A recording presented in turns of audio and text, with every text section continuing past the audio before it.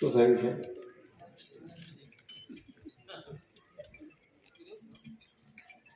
એક્સિડન્ટનો વાંધો નહીં. શહેરી વિકાસ અને શહેરી ગૃહ નિર્માણ વિભાગ અંતર્ગત સુરેન્દ્રનગર મહાનગરપાલિકા તથા વિવિધ વિભાગના 539.26 કરોડના વિકાસ પ્રકલ્પોના લોકાર્પણ અને ખાતમુહૂર્ત પ્રસંગે આપણી સૌની સાથે મંચ ઉપર ઉપસ્થિત મારા સાથી મંત્રી શ્રી પ્રદ્યુમનભાઈ વાજા, શ્રીમતી દર્શનાબેન વાઘેલા, મારા સાથી ધારાસભ્ય શ્રી પ્રકાશભાઈ વરમોરા, શ્રી કિરીટસિંહ રાણા, શ્રી પી.કે. પરમાર, શ્રી શામજીભાઈ ચૌહાણ, પ્રદેશ ભાજપના મહામંત્રી શ્રી હિતેન્દ્રસિંહ ચૌહાણ, પદ્મશ્રી લવજીભાઈ પરમાર, પૂર્વ સાંસદ શ્રી મહેન્દ્રભાઈ મુજપરા, શ્રી શંકરભાઈ વેગડ, પ્રદેશ ભાજપ કારોબારીના સભ્ય શ્રીમતી વર્ષાબેન દોશી, શ્રીમતી જીજ્ઞાબેન પંડ્યા, પ્રદેશ ભાજપ કારોબારી સભ્ય શ્રી દિલીપભાઈ પટેલ, પૂર્વ ધારાસભ્ય શ્રી ધનજીભાઈ પટેલ, શ્રી ધનરાજભાઈ કેલ્લા, જમીન વિકાસ બેંકના ચેરમેન શ્રી મંગળસિંહ પરમાર, વઢવાણ તાલુકા પંચાયતના પ્રમુખ શ્રી અંબરભાઈ દેવૈયા, જિલ્લા ભાજપ મહામંત્રી શ્રી જયેશભાઈ પટેલ, શ્રી ધીરુભાઈ સિંઘવ, હાર્દિકભાઈ ટમાલિયા, સુરસાગર ડેરીના પૂર્વ ચેરમેન શ્રી વિહાલભાઈ સભાડ, વઢવાણ શહેર ભાજપ પ્રમુખ શ્રી દેવાંગભાઈ રાવલ, જિલ્લા collector Shri K S. Yagnik, municipal commissioner Shri R M. Jalandhara, આમંત્રિત સર્વે મહાનુભાવ, પ્રેસ મીડિયાના મિત્રો, સૌને મારા નમસ્કાર. ઝાલાવાડની આ ધરતી પર આજે વિકાસ ઉત્સવ ઉજવાઈ રહ્યો છે. આ વિસ્તાર એક સમયે પાણીની તંગી, રોજગારીની મર્યાદિત તકો, ઇન્ફ્રાસ્ટ્રક્ચરના પડકારોનો સામનો કરતો હતો. પણ વિશ્વ નેતા અને યશસ્વી વડાપ્રધાન શ્રી નરેન્દ્રભાઈ મોદી આ વિસ્તારની સમૂળગી કાયાપલટ કરી દીધી છે. તેમણે નર્મદાનું પાણી, રોડ ઇન્ફ્રાસ્ટ્રક્ચર, કનેક્ટિવિટી અને ઉદ્યોગોને પ્રોત્સાહન તથા કપાસની ખેતીને વેગ આપીને આ સૂકી ધરતી પર વિકાસનું સિંચન કર્યું છે. વિકાસની રાજનીતિ તેમની એ પરંપરા આગળ ધપાવતા આજે એક જ દિવસમાં એક સાથે 539 કરોડના વિવિધ વિકાસ કામો આ શહેર અને જિલ્લાને આપવાની તક મળી. અત્યાર સુધી જે પ્રમાણે વિકાસ અને વિકાસની મર્યાદા, એક નાનું ઉદાહરણ તમને આપું તો કે જ્યારે માનનીય વડાપ્રધાન શ્રી શહેરી વિકાસ વર્ષ 2005 શરૂ કર્યું, અહીંયા ઘણા બધા વડીલો બેઠા છે. એ વખતે જ્યારે 2005 શરૂ કર્યું ત્યારે એની બજેટ સાઇઝ 585 કરોડ રૂપિયા હતી.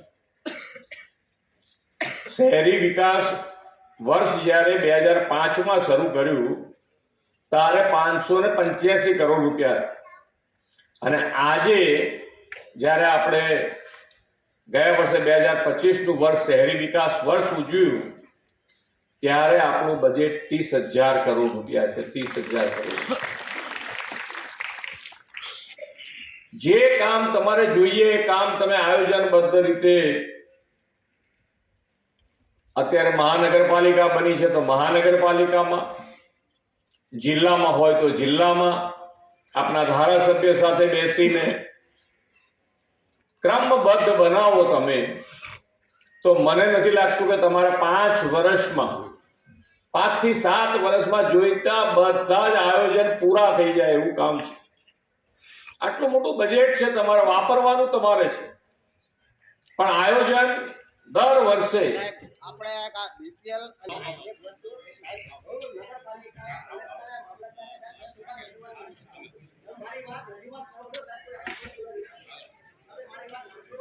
ચાલો એ તો એ એમનું કામ કરે અને આવું બધું ચાલ્યા જ કરવાનું. એમાં એ લોકોને રજૂઆત કરવાની ને ડિસ્ટર્બ કરવાનું ચાલવાનું. થોડું નાનું મોટું પોલિટિક્સ ઇલેક્શનો આવે એટલે ચાલે, આપણે બહુ એની હાઈવોટ કરવાની.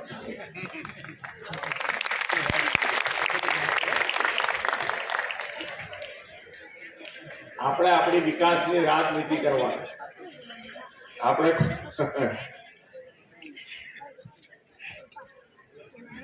કોર્પોરેશન અને જિલ્લો બંનેમાં ખૂબ સારી રીતે આજે 539 કરોડના કામ, અને એમાં મુખ્ય કામો શિક્ષણ માટે, હેલ્થ માટે અને પાણી માટેના ખૂબ મોટા આયોજનો આની અંદર લેવામાં આવ્યા છે. સાથે સાથે હમણાં અહીંયાથી બેન જે કહેતા હતા સ્વનિધિ જે યોજના બનાવેલી છે, એ યોજનામાં જે નાના ગલ્લાવાળા છે, નાના ફેરિયાઓ છે, એના માટેની ખૂબ સારી યોજના બનાવેલી છે કે ફેરિયાઓને ઘણા બધા અહીંયા બેઠા હશે, એમાંથી કોઈ આ નાનો મોટો ધંધો કરતા હોય તો એમને જ્યારે પૈસા જોઈતા હોય ત્યારે એ લોકો લાવે ક્યાંથી, અને લાવે તો એનું વ્યાજનું દર શું? એ વ્યાજના દર ખૂબ ઊંચા એ લોકોને ભરવાના પડતા. પણ આ જે સ્વનિધિ યોજના બનાવી છે એની અંદર તમે 10,000 રૂપિયા બેંકમાંથી એને મળે, ખૂબ ઓછા દરે મળે. 10,000ની લોન ભરી દે તો 20,000ની લોન મળે. 20,000 રૂપિયા ભરી દે તો 50,000 રૂપિયા સુધીની લોન એને મળતી થઈ. આ ખૂબ સારી યોજના છે. એનો લાભ જેટલો તમે અપાઈ શકો એટલો વધારે આ લાભ લોકોને તમારે અપાવવો જોઈએ. સ્વચ્છતાની વાત કરી, સ્વચ્છતા જે કરી રહ્યા છે એનું પણ આયોજન કરીને અહીંયા આગળ એમનું સ્વાસ્થ્ય માટેની પણ ચિંતા કરી છે. સ્વચ્છતા એ આપણો સ્વભાવ બનવો જોઈએ કે ભાઈ જ્યારે આપણે ક્યાંક સ્વચ્છતાનું ધ્યાન રાખવાનું આવે તો એ સ્વચ્છતાનું ધ્યાન આપણે કેવી રીતે રાખી શકીએ આપણા સ્વભાવમાં હોય છે.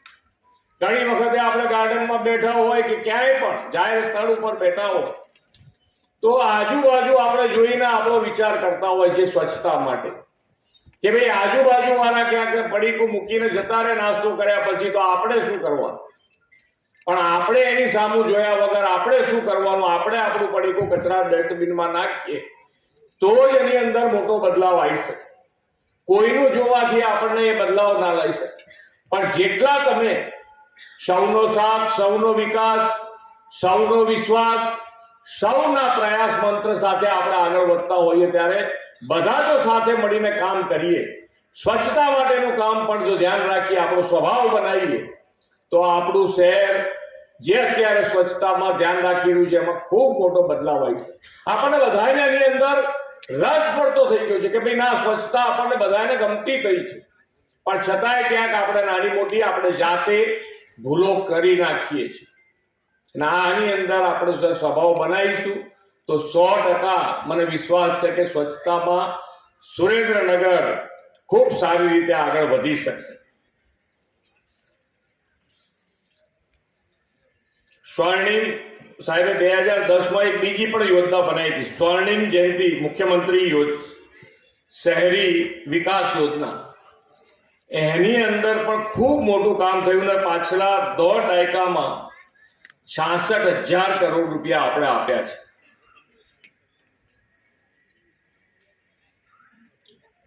આદરણીય મોદી સાહેબના દરેક નિર્ણયમાં કેન્દ્રમાં નાનામાં નાનો નાગરિક રહેલો છે. સરકારી જેટલી યોજનાઓ બની છે એ બધી યોજનાઓ તમે જુઓ તો એની અંદર કેન્દ્રમાં જો કોઈ હોય તો એ નાનો માણસ, છેવાડાનો માણસ, અને એ યોજનાઓના લાભ છેક છેવાડા સુધી પહોંચે એના માટેનો પણ માન્ય વડાપ્રધાનશ્રીએ વિચાર કર્યો કે ભાઈ સેચ્યુરેશન પોઈન્ટ એટલે કે છેક 100% જે પણ સરકારી યોજના બની છે એ યોજનાનો લાભ 100% છેવાડાના માનવી સુધી પહોંચવો જોઈએ. અને એના માટે સરકાર છેક સુધી ગામે ગામ સુધી ગઈ અને જેને જેને યોજનાના લાભ મળવા પાત્ર છે એ બધાને અપાયા છે. અને 100% સેચ્યુરેશનનો વિચાર જ પહેલા ક્યાં આવતો? પહેલા સરકારી યોજના બનતી, સરકારી યોજનાનો લાભ ઘણા ગાંઠા લોકો લઈ શકે, કારણ કે એને ખબર જ ના હોય કે મારે આ યોજનામાં કેવી રીતે લાભ લેવો. યોજના બની હોય એ ખબર ના હોય. અત્યારે તો બધાને ખબર છે કે યોગથી આયુષ્યમાન સુધીની યોજના તમને બધાને ખબર હોય. આયુષ્યમાન કાર્ડ દરેકના ઘેર, અત્યારે લગભગ દરેકના ઘેર હશે. જે અહીંયા બેઠા હશે, મળવા પાત્ર આયુષ્યમાન કાર્ડ હશે તો એની પાસે આયુષ્યમાન કાર્ડ હશે. છે કે નહીં આયુષ્યમાન કાર્ડ? કેટલા જણ જોડે છે? લગભગ બધા જોડે. ના હોય તો કઢાઈ લેવું જોઈએ કે જેથી કરીને છેલ્લા ટાઈમે દોડધામ ના થાય. ખૂબ સારી યોજના. આજે જેની પાસે પૈસા ના હોય એને ખ્યાલ હોય કે ભાઈ 1 લાખ રૂપિયા, 2 લાખ રૂપિયા કે 5 લાખ રૂપિયાનો ખર્ચો એકદમ આવી જાય તો એ માણસ જાય ક્યાં? આખી જિંદગી વ્યાજના ચક્કરમાં આવી જાય. છોકરાઓને ભણાવવાનું ઘણી વખત બંધ કરી દેવું પડતું હોય છે. મા બાપની સેવા ના થઈ શકે. આ પૈસા આ કાર્ડથી અત્યારે જે છોકરાઓને મા બાપની સેવા કરવી હોય એ લોકો ઉત્સાહથી કરાવી શકે છે. અને માનનીય વડાપ્રધાન શ્રી તો એનાથી પણ એક આગળ ડગલું ભર્યું છે. જેની પાસે પૈસા છે એને પણ કોઈ ચિંતા ના રહે, એના માટે 70 વર્ષથી ઉપરના દરેક વૃદ્ધ માટે આ કાર્ડ વ્યાજબી આયુષ્યમાન કાર્ડ કાઢવાનું ફરજિયાત કરી દીધું કે ભાઈ એને કોઈ પૈસા વગર, જેની પાસે પૈસા છે એને કાર્ડ નથી મળવા પાત્ર, એને પણ આ કાર્ડ મળે એવું આયોજન કર્યું છે. ખૂબ સારી સેવા આની અંદર થઈ રહી છે.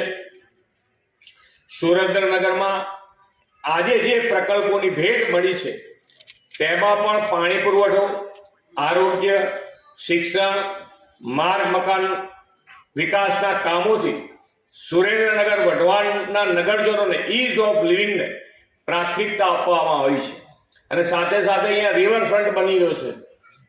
તો રિવરફ્રન્ટ બન્યો છે, એ રિવરફ્રન્ટ અમદાવાદનો કોઈએ જોયો હોય તો ખ્યાલ હશે બધાને. અહીંયા લગભગ નામ તો બધાને ખબર હશે, જોયું બી હશે ઘણા બધાએ, કે જે પહેલા નદીનો પટ અને નદીના પટમાં જે રીતની ત્યાં વ્યવસ્થા હતી, જે નાના નાના ઘરો હતા એ બધાને પાકા મકાનોમાં શિફ્ટ કર્યા પછી આ રિવરફ્રન્ટ ડેવલપમેન્ટ ત્યાં અમદાવાદમાં થયું છે.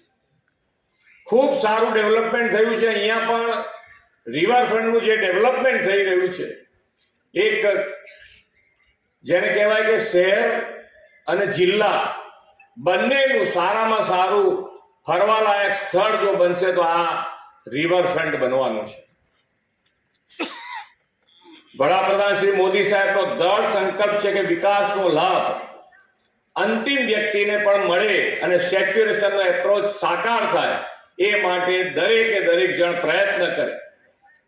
શહેરો, ગ્રામીણ વિસ્તારો, ગરીબ, યુવા, અન્નદાતા અને નારી શક્તિ સૌના સન્માન, વિકાસથી વિકસિત ભારત બનાવવાનો તેમણે કોલ આપ્યો છે. સુરેન્દ્રનગર શહેર અને જિલ્લો પણ આ વિકાસ યાત્રામાં સક્રિયતાથી જોડાઈને વિકસિત ગુજરાતથી વિકસિત ભારતના નિર્માણમાં લીડ લેશે એવી અપેક્ષા સાથે વિરમું છું. ભારત માતા કી જય. વંદે માતરમ. જય જય ગરવી ગુજરાત. હલો.